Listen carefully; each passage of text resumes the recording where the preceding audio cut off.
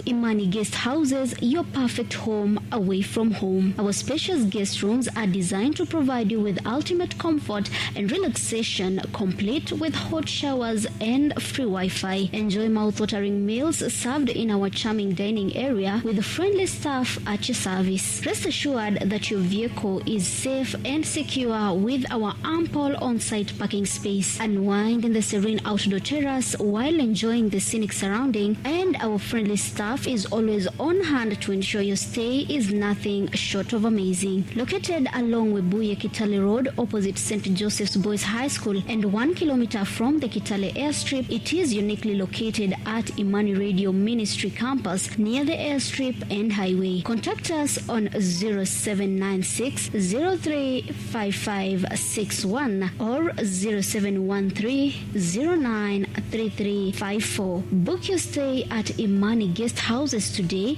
and experience the ultimate comfort and relaxation in this beautiful region.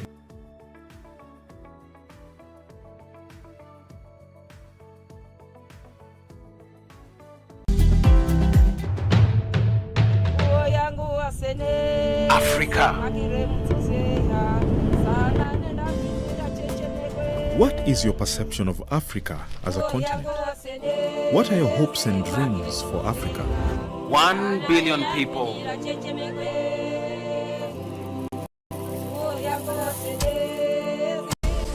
55 sovereign states, with at least 7 of these being the fastest growing economies of the world.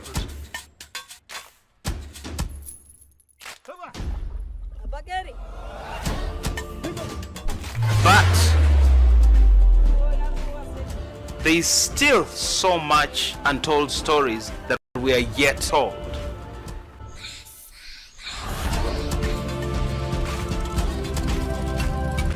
Do you see your part in the development of this continent? Africa is a continent rich in resources, culture, talent, and the home of stories. Stories that bring joy, stories of resilience, strength, and a never-dying spirit that gives hope. Voices of people who have pushed beyond limits to make positive change in the African society. Which is why I'll be bringing you African Vision Voices in line with Good News Productions Africa to highlight the heroes and the heroines of Africa, together with African news content. My name is Francis Msakali. See you then.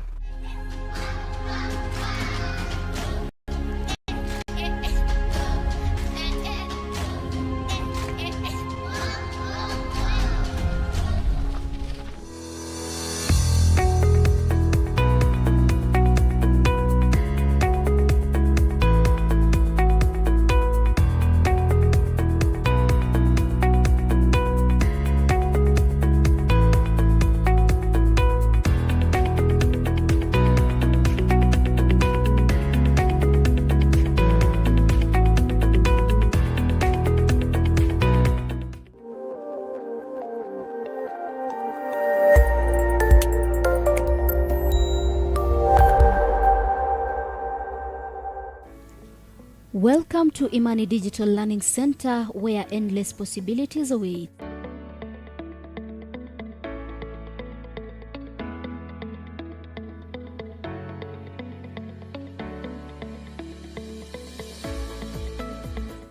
Are you a student with a passion for journalism and media studies?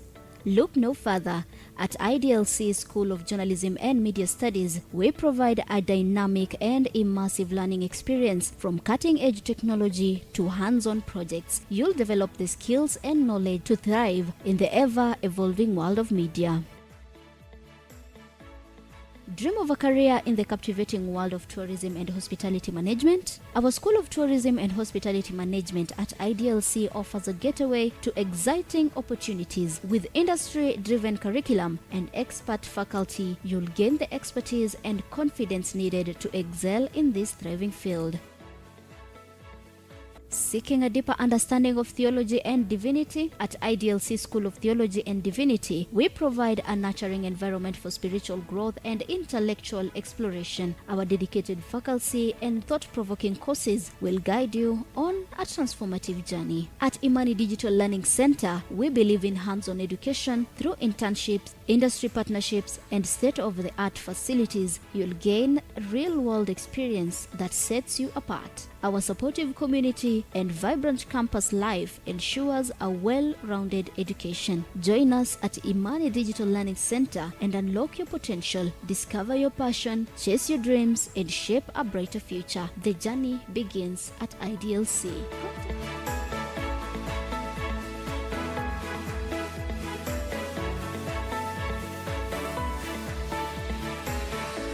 Contact us today to embark on your educational adventure at Imani Digital Learning Center. Together, let's create a path to success. You can find us nestled in the heart of Kitale at our convenient location within Imani Radio, just across from St. Joseph's Boys High School. To get in touch with us, simply reach to us at 0741 978 177, 0741 978 177, or 0742 951 379.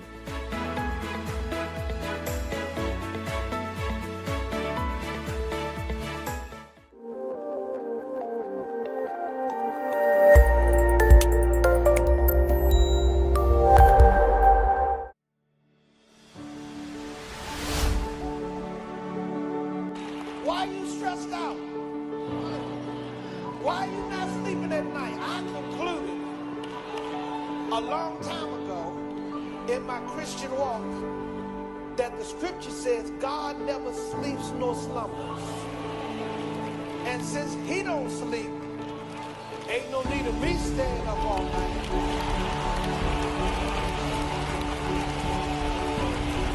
Somebody look at your neighbor and say, I'm gonna go ahead to bed and see how God gonna work it out. He might have it all fixed by the time I get up in the morning. I can't change it. I can't fix it. I can't turn it around. But the God that I serve sure can.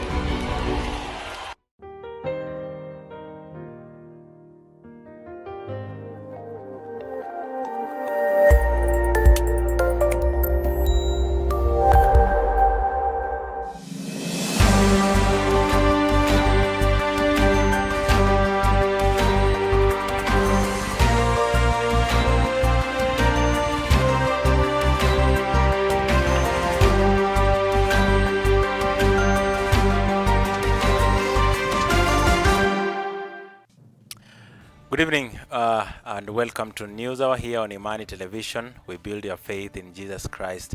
Thank you so much for watching. I hope you had a lovely day. As we begin our bulletin today, you can leave us your feedback through any of our social media handles at Imani Television on Facebook and on YouTube. Or you can as well SMS us your feedback through our SMS line appearing on your screen. Visit our website at www.imanitv.org for more updates and for more information. But right now, let's explore our top stories.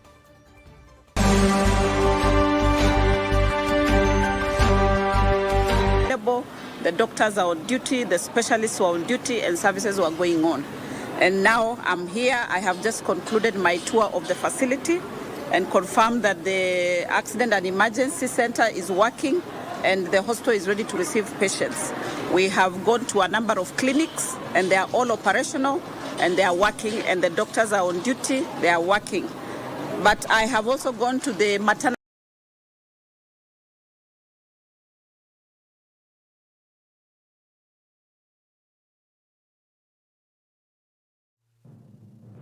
All right, now welcome to the broadcast. My name is Barasa Saenyi.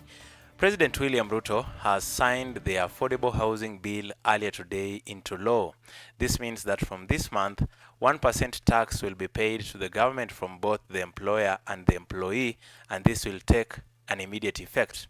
Let's watch.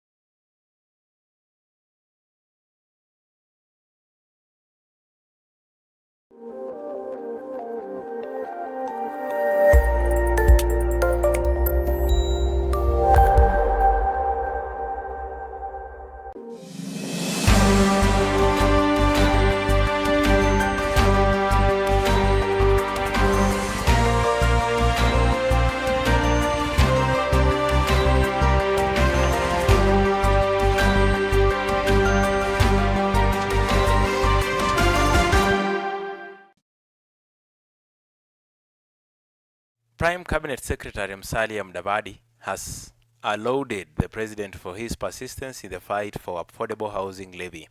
Speaking during the official signing of the housing levy bill into law, Mudavadi said the whole journey to providing decent and affordable housing to the Kenyan people is now not a fiction but a fact that is being undertaken. Let's listen in.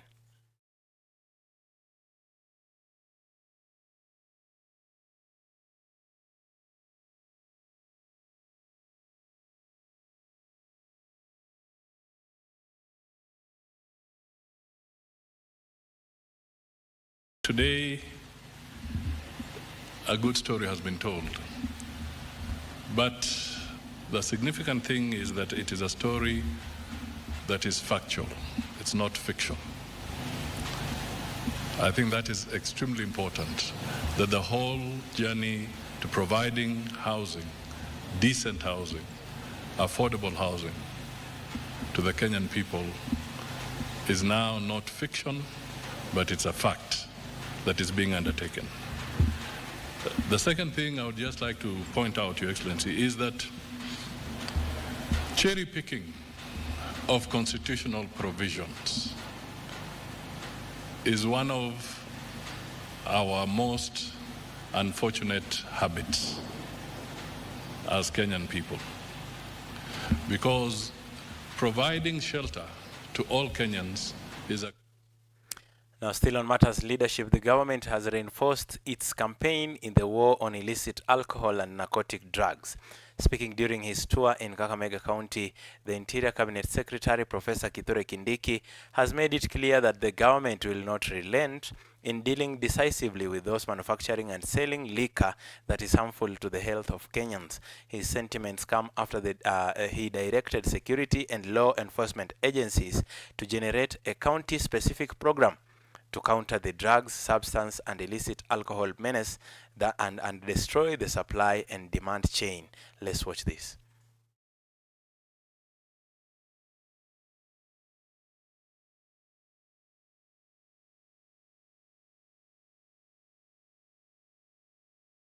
And to make sure that we destroy not only the drugs and substances and illicit alcohol, but we destroy the capacity to manufacture those drugs and illicit alcohol going forward.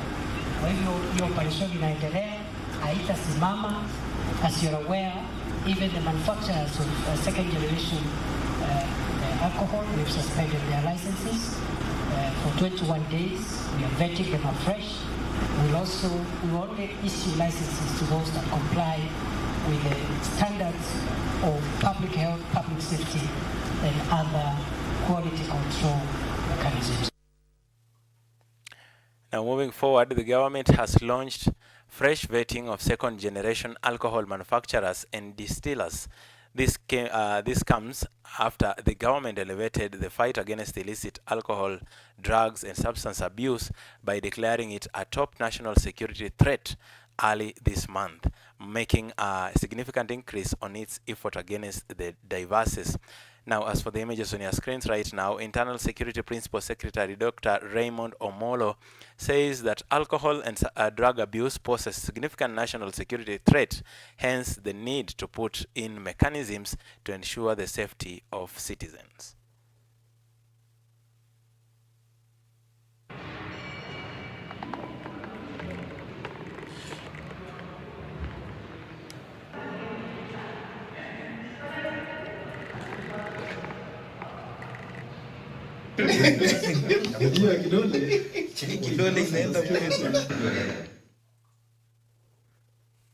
Now, a meeting between the Kenya Medical Practitioners, Pharmacists and Dentists Union, that is KMPDU, and representatives from the Ministry of Health was held at the Ministry of Labor Forces. This meeting came after the heads of the doctors complained about the non-implementation of the Special Employment Agreement as presented in the 2027 contract. Furthermore, KMPDU has announced that the worker strike is still ongoing until the government works on its demands. Mediation or negotiation meeting this morning, but then we realized that the Ministry of Health, the Ministry of Public Service, the COG, the Council of Governors and the counties, and SRC have all sent lawyers in the meeting. Yes. Somebody may think we're actually in the court, because all lawyers are presented, none of them is a decision maker on any issue. So we are saying that government is happy when the strike is ongoing because we've joined them on strike. And we are saying our strike is continuously on. We want them to send to us people in the meeting who can make the decision. While we are in this meeting, we've also learned with dismay that the Ministry of Health, the CS Health, wrote to SRC on 11th of March 2024 to reduce the salary of doctors, and particularly here by medical doctors, medical interns, by 91%. And SRC responded 2 days later with a letter actually reducing the salaries. So we are saying that the Ministry of Health and the government in entirety are enjoying this particular strike. We can't allow the strike, the strike that we went to for 100 days, where we negotiated and have a collective bargaining agreement that has been deposited as a court order. All right, now still on matters health. During a tour of various counties, the Health Cabinet Secretary Susan Nakhumicha remarked that the influx of patients at Kenyatta National Hospital is due to referrals from other public health facilities. However, she assured Kenyans that they could expect quality health care services despite the ongoing doctors' strike. Conciliation talks on the matters are currently being held at the Ministry of Labor, that is some times back. Let's watch this. A routine check, and equally I needed to assess the services that are going on across the country, and specifically in the referral hospitals that are directly under the Ministry of Health. So I started my day early in the morning at Mama Margaret Hospital in Korogosho, and I'm happy to confirm to Kenyans that the medical personnel were on duty and services were going on. From there, I went to the National Spinal Injury Hospital and equally confirmed that services are available, the doctors are on duty, the specialists were on duty, and services were going on. And now I'm here. I have just concluded my tour of the facility and confirmed that the Accident and Emergency Center is working and the hospital is ready to receive patients. We have gone to a number of clinics and they are all operational and they are working, and the doctors are on duty, they are working. But I have also gone to the maternity area and we have witnessed quite a huge number. Actually, the hospital is handling 3 times of its capacity. Like in the theater, maternity theater, normally the hospital runs 2 theaters, but today they are running 5. This is as a result of the inflow of patients and women who would otherwise have been seen at Mama Lucy Hospital, would have been seen at Pumwani, would have been seen at Mbagathi, so they are all here. But I want to confirm to Kenyans that our referral hospitals are working. Those who had clinics, please ensure you come and attend your clinics. Because if you do not come and attend your clinics and you continue staying at home, you may worsen your situation. So if you had a scheduled clinic at any of the referral hospitals, make sure you come and attend. So I'm happy, and we've walked through the hospital. At least the facility is very clean, Mr. CEO. I think that is good, but we have to improve on our queue management because we've seen quite congestion. And that then plays to our big agenda of digitizing the whole healthcare. So now moving forward, I think is to work and see how do we hasten the reforms that we are bringing. I've also met quite a number of patients who are not enrolled on NHIF. So that there then is an opportunity for us to ensure that all Kenyans are enrolled on the Social Health Authority, which takes effect this month. Actually, in a short while, once we have stabilized the system where we have done the testing, we shall be announcing to Kenyans on when we begin registration on this social health authority, which will be this month. So mine is to call upon Kenyans, do not shy away from accessing services, especially at our national referral hospitals, as we wait to resolve the standing issue with the doctors that are on strike. But as far as I'm concerned, the referral hospitals are working pretty well, and we are committed to ensuring that all facilities under the national hospitals are working. So I want to call upon the governors to equally do the same and ensure that their facilities are operational, that they get to engagement, to discussions with their medical officers, so that they ensure that facilities and services are not interrupted, that Kenyans can.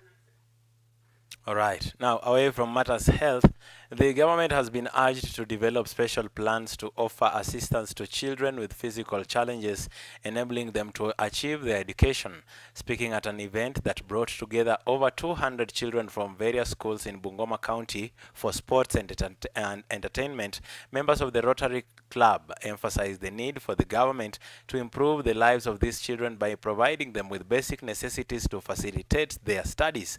Additionally, parents have been advised to register their children and keep the schools informed about their condition. Let's watch. Is to ensure that our children, all, whether with special needs or not, have an opportunity to celebrate, an opportunity to feel needed, treasured, celebrated. This is important as a part of their normal developmental needs, and we in Rotary. Unapata watoto wanatupwa kwenye shule, hata wakifunga wazazi hawana haja ya kuja kuwachukua.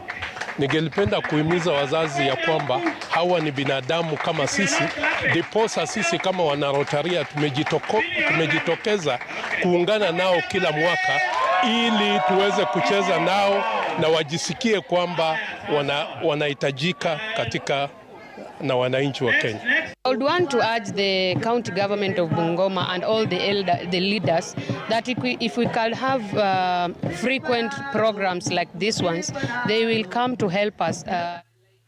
All right, now a memorandum of understanding on the mutual acceptance of certificates of competency is expected to be signed by the government of South Korea and Kenya, providing Kenyan seafarers an opportunity to seek employment on Korean ships, employing 1,000 officers and ratings per year.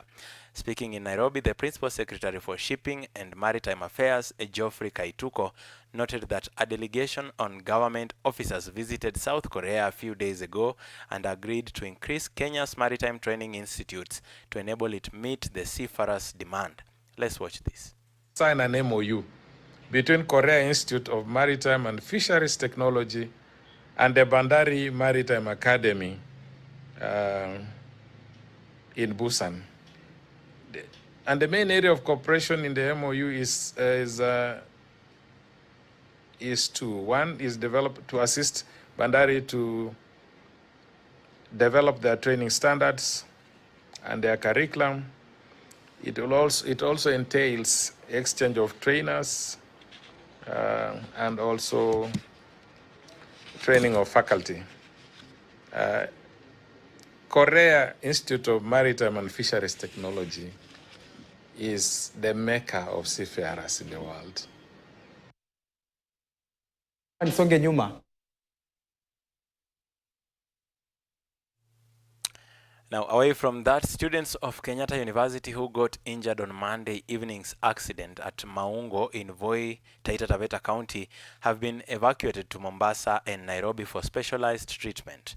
The university Vice Chancellor Paul Wainaina has led a delegation from the university to visit survivors of the accident at Moi Teaching and Referral Hospital in Voi to assess the extent of the accident.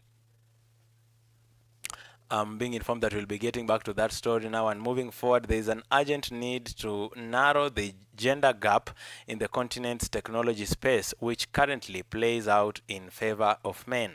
According to industry players, onboarding more women will help balance out the current gender disparities in Africa's technology technology industry, subsequently bringing about desirable change and prosperity. This was said at the launch of the Power Women in Technology movement that targets influential women across the continent to foster innovation, nurture ideas, and strengthen connections.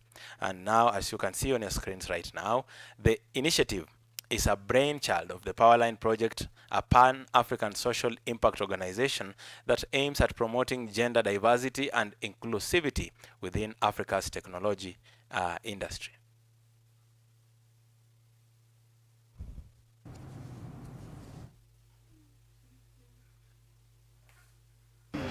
And today we are here to launch our Power Her movement. So we've been doing this particular program for about 2 years, where we provide scholarships for young people to learn tech skills, particularly in software development. And we realized there was a huge gap, especially around more young women getting into this space, but also after they get to this space, how do they navigate the professional space? Some of them want to become entrepreneurs and founders. How do they navigate that journey as well as young women? Now we're moving forward here, and the government, through the Ministry of Land, has been urged to take action against brokers and organizations involved in land buying and selling in Musikoma area in Bungoma County. This comes after a series of incidents where people have been swindled and their land sold under dubious circumstances, with the latest case involving an elderly man and his son from the village. Patrick Oino is one of the victims whose land was sold by scammers who convinced his son to alter the land documents, claiming that he had passed away in 2014. Oino, who is currently homeless, is now appealing to the government to intervene and help him reclaim his land so that his family can have a place to stay. Ambao sijui alitokea wapi au alitokea, simjui hata yeye anijui. Na alisirikiana na kijana yangu Baraka, wakachukua shamba hiyo. Wakati nilipata ripoti kwamba mzee amefariki, tulijaribu kutafuta, tulienda kwa chief ambaye saizi ni SEC Mombasa, akajaribu kuingilia kati, tukaita huyu mzee Michael Nyang'ori, akaja kweli akakubali kwamba hilo shamba alichukua na atarejeshea familia. Kuna mtu mwenye alikuja hapa hivyo kuchukua shamba yetu, anaitwa Michael Nyang'ori. Yeye ndiye alitukazia kwa shamba hivi na akachukua ndugu yetu mkubwa, akakaa naye kwa muda mrefu sana. Sisi tukaenda kumfuatilia, anatuambia sisi ni watoto wadogo sana, turudi chini, hakuna haja kwamba tumfuatilie zaidi, ati yeye anajua mahali atatuweka. Alipokufa 2017 ilikuwa kwa mshtuko kuona kwamba watu wa human rights wakishirikiana na watu wengine ama familia nyingine ya Pinika na Machanja kutoka Bulondo wanagawana shamba ya kijana pasipo clan chairman. Now, still on matters lands, families of internally displaced persons settled by the government on the Donga farm in Subukia are pleading with the government to help them alleviate their challenges. The families claim that they are finding it difficult to stake a claim of the land being frustrated by local administration when seeking documents such as burial permits, which they say there is growing mistrust between them and the local communities. Let's listen. Toke Nairobi akuja teremke aone shida ambayo tuko nayo miaka 14. Hata kama ingakuwa ni kufugwa, tumefugwa. Tungekuwa sasa tumemaliza kifugo na tumetoka jela. Hatuna makazi. Hata saa hii shamba unaona imekaa tu hivi. Ukienda kuguza kidogo, ng'ombe zinakuja zinavamia. Minister anakataa na kwa nini kukubali kishamba ikuje ikatwe, na serikali ilinunua shamba na ikatununulia na ikatutoa kwa kambi ikatuleta hapa, ikawa ni shamba yetu. Sasa tunasema tuko kwa shamba yetu, hata tu ile shida ni kukuja kugawiwa, tupatiwe kila mtu sehemu yake.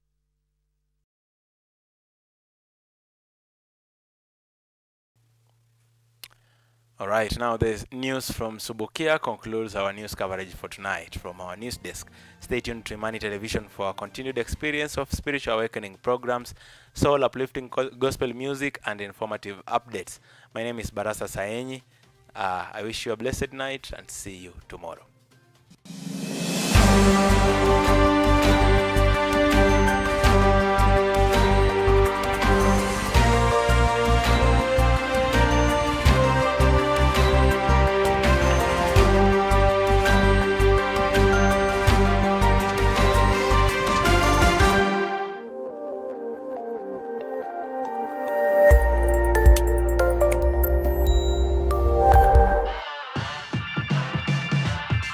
God for the transforming power of faith. Nature forms us, sin deforms us.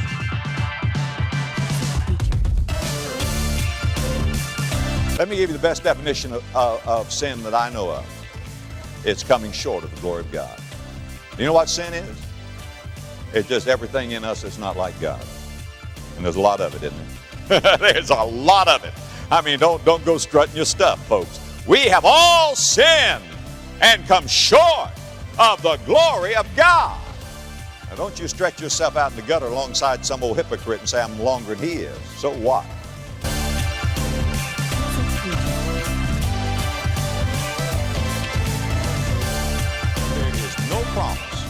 No promise too hard for God to keep. Do you believe that? Say amen. There's no promise that is too hard for God to keep. There are 30,000 promises in the world.